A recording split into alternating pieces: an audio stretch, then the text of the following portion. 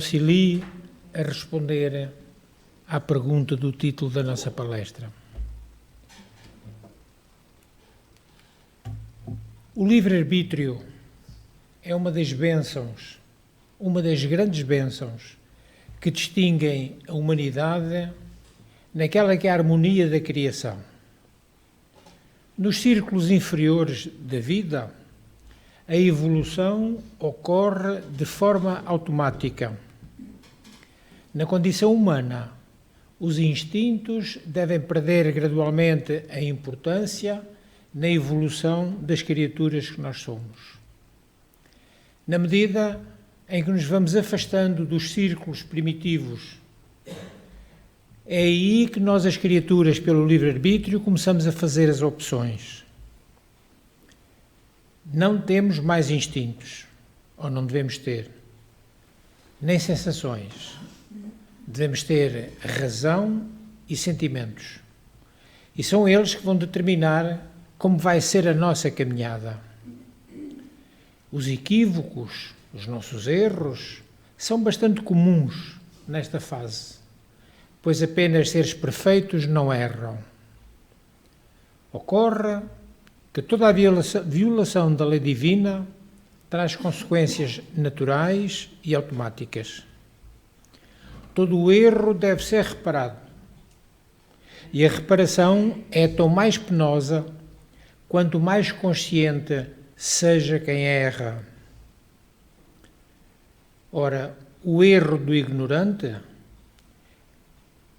não é tão difícil de ser perdoado, nem é de tão difícil a reparação, como o erro de quem já possui vasta experiência, quem já tem o dever e a obrigação de comportar-se melhor. Ora, se nós persistirmos no mal, quando já temos condições de viver no bem, isso costuma gerar dolorosos processos expiatórios. As nossas sucessivas encarnações fornecem uma vasta oportunidade de aprendizado e refazimento perante os códigos divinos, as leis de Deus. Salvo o caso das almas missionárias, que já são plenas de amor e sabedoria, a vivência de dores atrozes costuma indicar reparação de males que fizemos no passado. Na realidade, devemos educar a vontade que desvirtuámos nesses passados delituosos, e agora temos que assumir a responsabilidade pelos nossos próprios atos. E ao invés de fazermos infindáveis reclamações e adotarmos um comportamento passivo, entretanto, muitos espíritos, quando se veem fortemente complicados perante as leis divinas, assumem o papel de vítimas. Esquecem que os atos da sua vontade é que atraíram a dor para as suas vidas. Quem costuma achar-se vítima e gosta de reclamar, demonstra possuir certas enfermidades do espírito. Tais enfermidades viciam a vontade, retardam a libertação e geram doenças no corpo. Dentre esses fatores, pode citar-se o abandono do esforço próprio. Confrontada com a existência de vícios que lhe infelicitam a vida, a criatura às vezes afirma: sou assim mesmo. Permite que tristes hábitos que ela mesma criou, no exercício do seu livre-arbítrio, continuem a dominá-la. E a indiferença perante a vida também é um sintoma de desequilíbrio espiritual. Para não sofrer com a realidade do mundo que auxiliou a construir no passado, evita até pensar no que acontece com ele. As questões sociais, as questões políticas, ecológicas, são completamente afastadas da mente, aliando-se a criatura de tudo o que a rodeia. Igualmente, isso é um sinal de psiquismo doentio. Como é também o hábito de queixar-se de forças exteriores. Todo o mal que acontece é culpa dos outros. As dificuldades vivenciadas são culpa dos outros, dos espíritos, dos patrões, da conjuntura económica, do governo. Sempre há um terceiro para essas pessoas, um terceiro que assuma a responsabilidade do papel de culpado, enquanto a criatura se faz de vítima indefesa. Mas é urgente reconhecermos que a vida é feita de lutas e desafios. Ou os vencemos, ou, por eles, somos vencidos. As experiências sucedem-se na medida da necessidade do aprendizado e do próprio resgate de cada espírito. Os códigos divinos não se enganam. Em última análise, ninguém é culpado pelo que o outro vive. Assim, nós construímos a nossa vida tal qual ela é hoje, mediante inúmeros atos da mais livre vontade, a expressão do nosso livre-arbítrio. E é aí que convém assumirmos a responsabilidade dos nossos atos e lutarmos corajosamente para solucionar os nossos problemas. Vejamos um caso concreto. Cristina era uma jovem sociável, bem-humorada, até divertida. Supervalorizava os seus longos cabelos e tinha um grande sonho.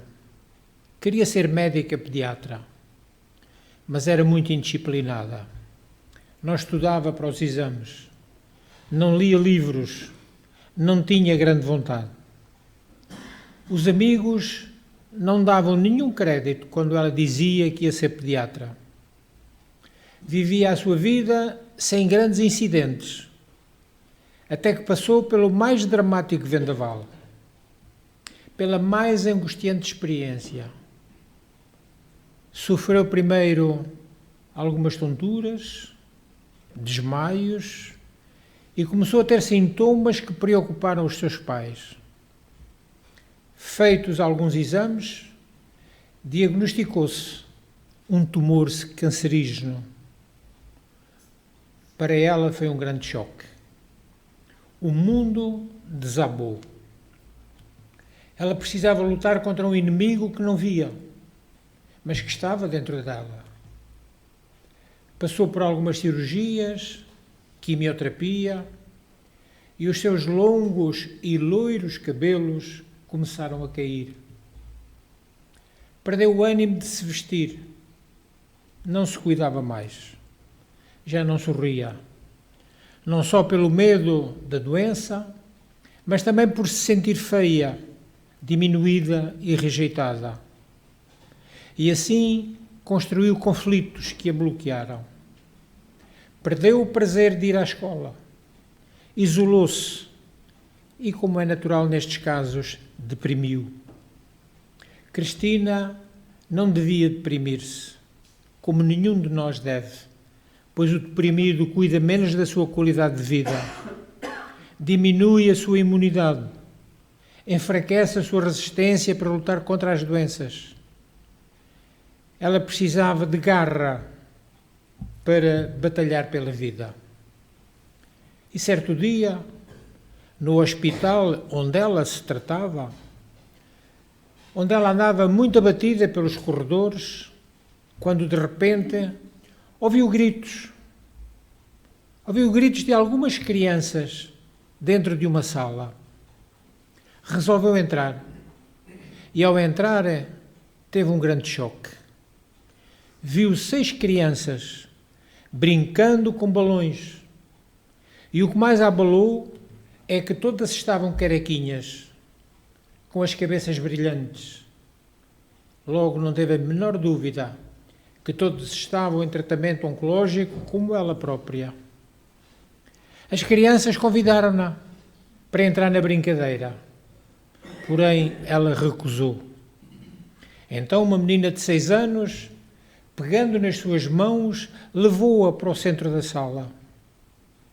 Ao ver o sorriso daquelas crianças, com vontade de viver, completamente espelhado nos rostos, ela finalmente entrou também na folia.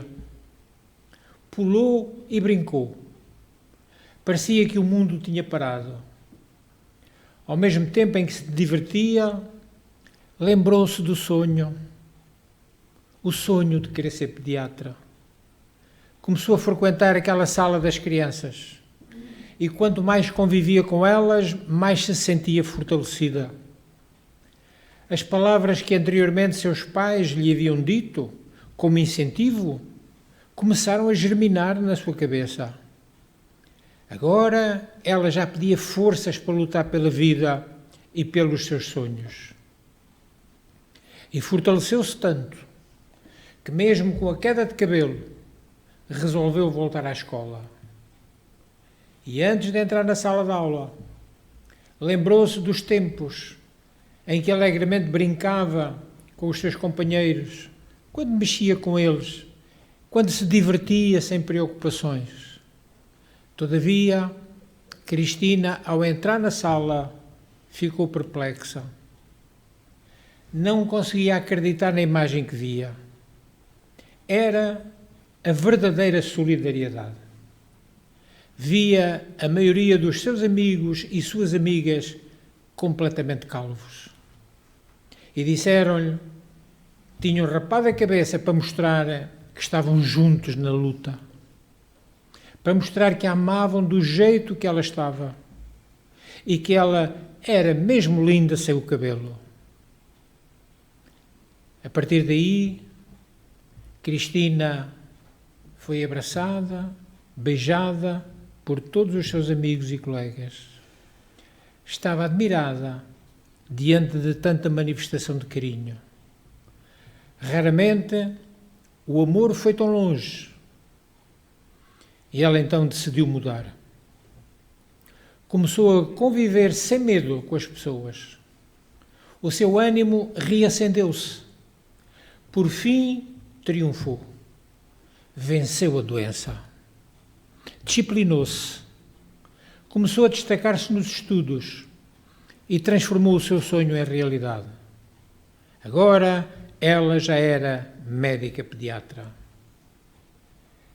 Os nossos sonhos não determinam o lugar onde vamos chegar, mas produzem a força necessária para tirar-nos do lugar em que nos encontramos. Sonhos são mais que desejos. Um sonho é um projeto de vida.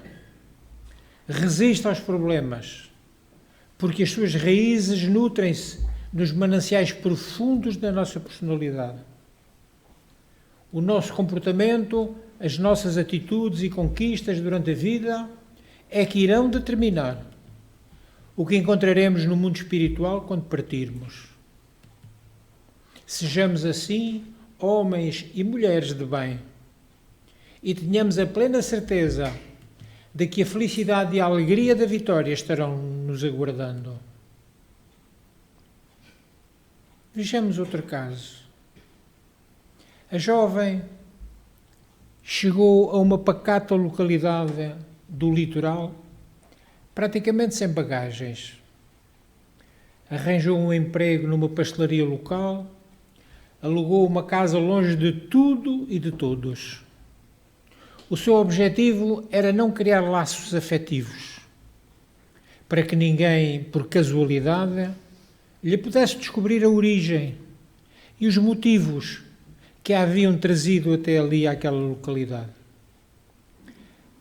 Mas apesar disso, uma pretensa vizinha, que dizia morar um pouco mais distante do que ela mesma, aproximou-se. Demonstrou-se amiga. Aparecia-lhe nas horas de solidão, acompanhando-a nas suas idas e vindas, do emprego para casa e vice-versa. Aconselhava-a a ser menos rigorosa nos seus posicionamentos e aceitar a ajuda que lhe oferecia o charmoso e gentil viúvo Alexandre. pai de 2 filhos. E a convivência dela com as 2 crianças, que sentiam naturalmente a ausência da mãe, que morrera, vitimada por um tumor, e as gentilezas de Alex acabaram por fazer com que o coração de Catarina se entregasse à afeição. Então, numa manhã radiosa, de forma inesperada, ele entregou-lhe uma carta que havia sido escrita pela sua esposa antes de falecer. Estava endereçada no envelope para ela. E o interior dizia assim, com letra caprichada, palavras surpreendentes, escritas com alma e com coração. Para a mulher que meu marido ama. Se está lendo esta carta, então deve ser verdade.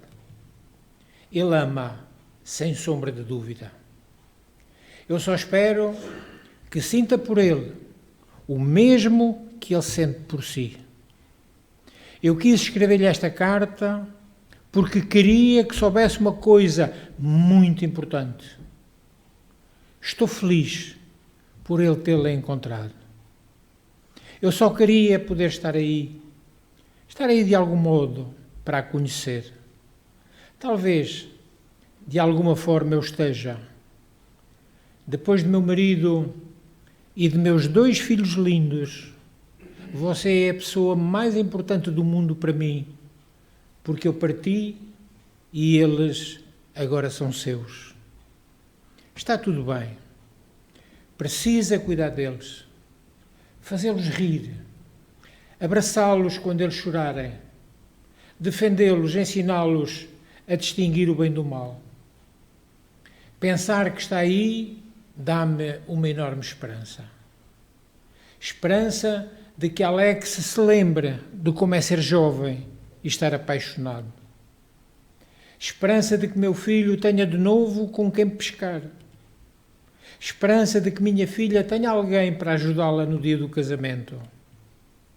Espero que um dia minha família esteja novamente completa, mas, sobretudo, eu espero que um dia eu esteja aí com todos vós, zelando por vocês. Esta carta é emocionante.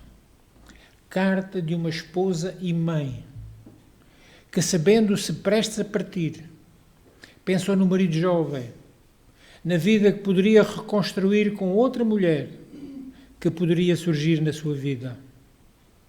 Outra mulher para lhe ser companheira, para ser esposa, e que também deveria ser mãe para os seus filhos. O mais interessante, no entanto, é que, graças a uma fotografia encontrada junto à carta, Catarina descobre que a sua amiga especial que a visitava nos momentos de solidão, aquela que praticamente a colocou no seio da família, era a esposa desencarnada. Sim, nossos amores prosseguem interessando-se pelos que permanecemos sobre a face da terra. Preocupa-se com aquilo que nos acontece e, quando possível, por autorização da bondade divina, podem estar muito próximos de nós. Podemos tirar aqui uma conclusão. O tumor tirou-lhe a vida física, mas não a retirou da vida plena, a vida espiritual. Nem lhe matou o amor, nem a esperança, nem a saudade. Logo ela venceu também a doença. A melhor preparação para esse acontecimento em nossas existências é a vida no bem. É o desapego dos bens materiais e o amor que cultivarmos por todos aqueles que nos cercam.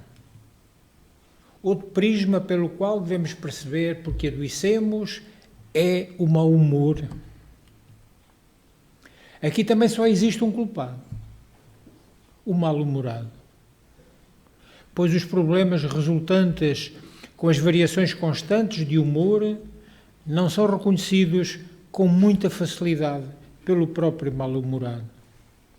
Mas se percebermos que uma vez ou outra somos atacados por uma crise de mau humor, vale a pena refletir sobre esta mensagem do espírito Joana de Ângelis. O mau humor sistemático é um vício de comportamento emocional que gera a irritabilidade, que desencadeia inúmeros males no indivíduo, em particular, e no grupo social onde o mesmo se movimenta, em geral. Desconcertando a razão, provoca tendências negativas que devem ser combatidas, porque promovem a maldicência e cerceiam o bom ânimo. Todos aqueles que o alimentam transferem-se de um para outro estado de desajuste orgânico e psicológico. E isso vai dar margem à instalação de doenças psicossomáticas de tratamentos muito complexos. Todas as criaturas têm o dever de trabalhar pelo próprio progresso intelecto-moral, esforçando-se por vencer as más inclinações. E o azedume também resulta da inveja mal disfarçada, assim como do ciúme incontido. São males que atiçam as labaredas destruidoras da desavença, enquanto se comprazem na observância da ruína e do desconforto do próximo. Muitas formas de cancro têm a sua gênese no comportamento moral insensato, nas atitudes mentais agressivas e nas rogativas emocionais enfermiças, querer o que não devemos. O mau humor é fator cancerígeno que atualmente ataca uma larga faixa da sociedade imprudente. Diz-nos Joana, mantenhamos o equilíbrio ante os mal-humorados e violentos, diante dos maldicentes e até mesmo dos agressivos. Eles encontram-se enfermos, são doentes, e estão em marcha para a loucura que os vença, sob a aprovação da sua própria vontade acomodada. Vigiemos então as nascentes dos nossos sentimentos e lutemos com destemor nas paisagens íntimas contra o mau humor. Nunca esqueçamos a gratidão nas nossas crises de indisposição. O amanhã é incerto. Aquele a quem hoje magoamos poderá ser a porta onde buscaremos apoio amanhã. Conquistemos o título de pacíficos ou façamo-nos pacificadores. Todo o agressor torna-se antipático e asfixia-se na psicosfera enfermiça que ele próprio produz. Então, quando percebermos que o mau humor está batendo à nossa porta, paremos e reflitamos. Respiremos fundo. Se possível, paremos tudo o que estejamos fazendo e permitamos-nos 5 minutos de silêncio, 5 minutos de descanso, 5 minutos de solidão. E quando essa lente negativa do mau humor quiser controlar os nossos atos e os nossos pensamentos, lembremo-nos das muitas razões que afinal temos para estar felizes. Lembremo-nos de tudo o que está dando certo nas nossas vidas. Às vezes está tudo tão bem, só uma pequenina coisa está mal, mas a gente só vê essa pequenina coisa mal, não vê todas as outras coisas boas. Nessa altura, entremos em contacto com a natureza. Vamos ler uma mensagem otimista. Façamos uma prece. Procuremos rir um pouco. O segredo pode estar na mudança dos pensamentos. Alterarmos a rotina. Sairmos dessa sintonia. Quem cultiva o bom humor tem saúde abundante. Tem amigos por perto e está sempre disposto a aprender. Quem cultiva o bom humor já vive a felicidade, mesmo ainda não tendo consciência disso. Quando o assunto é doença, todos temos uma história para contar. Tememos tanta doença que não nos permitimos sequer pronunciar certas palavras. Palavras como cancro, tumor, metástase. Como se tal facto pudesse atrair a enfermidade. De um modo geral, falamos muito a respeito das enfermidades do corpo. Conversamos sobre infecções, contágios, epidemias, traumatismos físicos. Então descrevemos com todos os pormenores os acidentes. Também sofremos perdas de toda a ordem. Perdas materiais, afetivas, que nos enchem de medo e de tristeza. Também mencionamos as várias enfermidades da mente, porque tem um quadro de fenómenos psicológicos e psiquiátricos que se apresentam na forma de insatisfações, desajustes, conflitos, alienações. Mas esquecemos-nos das doenças mais profundas, as doenças do espírito. Padecemos da doença da impiedade, que nos leva a arquitetar planos de vingança, espalhando dor e desespero. A doença do ódio, que nos consome tanto mais quanto mais lhe fornecemos combustível, tornando-nos seres destruidores da paz alheia. E vamos semeando calúnias, difamações, envenenando pessoas umas contra as outras. A enfermidade do ciúme, que nos infelicita às horas e as torna, às vezes, insuportáveis para aqueles a quem afirmamos amar de forma total. Sofremos da doença do orgulho, que nos faz acreditar que somos melhores do que os outros, que ninguém mais do que nós merece a felicidade, ninguém mais do que nós merece boas compensações da vida. Só nós merecemos tudo o que de bom se possa imaginar. Se assim for, somos portadores de vírus, desprezamos afeições, esquecemos a gratidão e quanto nós necessitamos, afinal de contas, uns dos outros para viver. Em resumo, todas as enfermidades do espírito levam-nos a esquecer e a desrespeitar as leis humanas e as leis divinas. E seria tão fácil acabar com todas estas doenças. Bastaria que colocássemos em ação a nossa boa vontade e eliminássemos do mapa dos nossos comportamentos o egoísmo, a raiva, o medo, o ódio e a ansiedade. É, pois, a nossa maneira de ser que nos pode proporcionar a saúde real. A maneira de ser de cada um.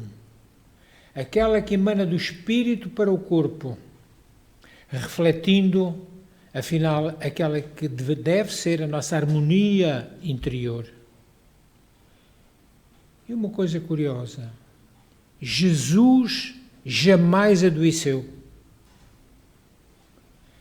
Ele é mestre por excelência. A sua vida era de amor e pelo amor. Como ele poderia ficar doente? Com seus atos e palavras, demonstrou a grandeza da verdadeira saúde, convidando-nos a vencer as nossas paixões inferiores e a nos tornarmos semelhantes ao Pai, como ele chamava a Deus, o Pai que nos criou, tendo apenas e só uma única meta no pensamento. Deus criou-nos fadados à perfeição. Para ela estamos caminhando. A ela todos chegaremos um dia, na nossa condição de espíritos puros e perfeitos. Pela vossa atenção, muito obrigado.